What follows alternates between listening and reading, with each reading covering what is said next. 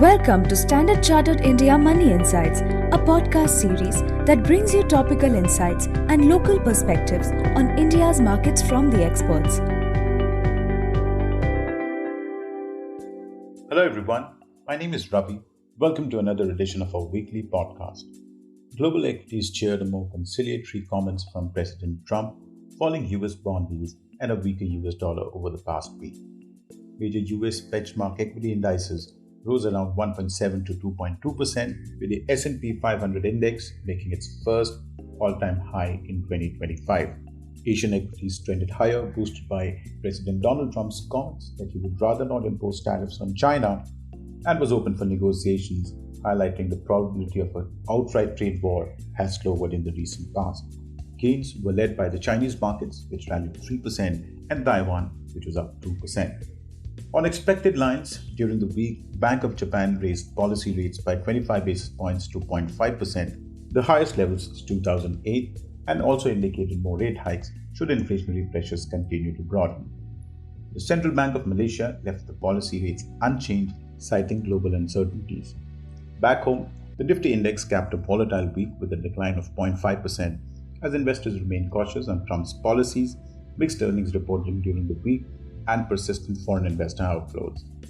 Broader markets underperformed the Nifty index, with the mid-cap index down 2.5%, while the small-cap index was down 4.1% for the week. Among sectors, energy and utilities led the losers with cuts of over 4% and 9% respectively, while the FMCG and IT ended the week in green with gains of 0.5% and 3% respectively.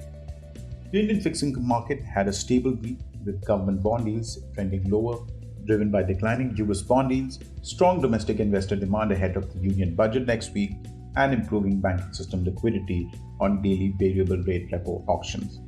The 10-year Indian government bond yield fell 4 basis points to close at 6.72%, while the 3-year and 5-year government bond yields changed -7 bips and -6 bips respectively. The INR gold rose 1.9% over the past week.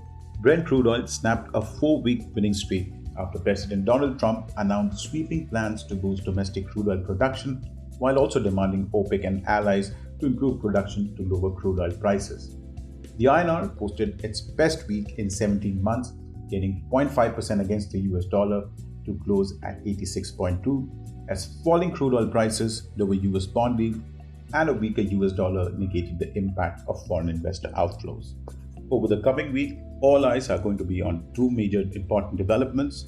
First is, of course, the union budget for fiscal 2026, which is likely to influence the market's trend over the coming weeks in both equities and bond markets. The second one is the US Fed's first policy meeting of 2025. Investors would await any clue on how the US Fed policymakers look at inflation and growth in the US, and also the timing and quantum of easing to be expected in 2025. This is likely to have an impact on both US bond markets and equities in the coming weeks. At this point, I'll take a pause and thank you as always for listening. If you enjoyed this podcast, please like and subscribe. Have a great week ahead. Thank you for listening to Standard Chartered India Money Insights. Stay tuned for the latest updates and market trends by subscribing to our podcast.